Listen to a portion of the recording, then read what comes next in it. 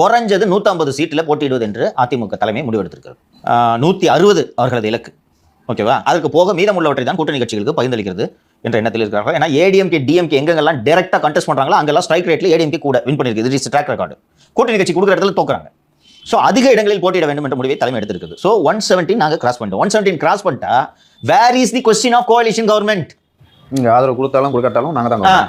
இன்னொன்று மாலதி குறிப்பிட்ட மேட்டருக்கு இப்போ வரேன். நீங்கள் சரியாக குறிப்பிட்டது போல பாரதிய ஜனதா கட்சியின் இலக்கு 29, 19, 19 24 கீழே, 24 29 கீழே போகும். அப்படி போகக்கூடாது. 19 24 கீழே போனதுக்கு 39 சீட்டையும் தமிழ்நாட்டில் இழந்தது ஒரு முக்கிய காரணம். ஸோ 29 இது மாதிரி 39-0 என்ற நிலை ஏற்படக்கூடாது. அதற்கு என்ன செய்ய வேண்டும்? அதற்கு அதிமுகவின் தயவு தேவை.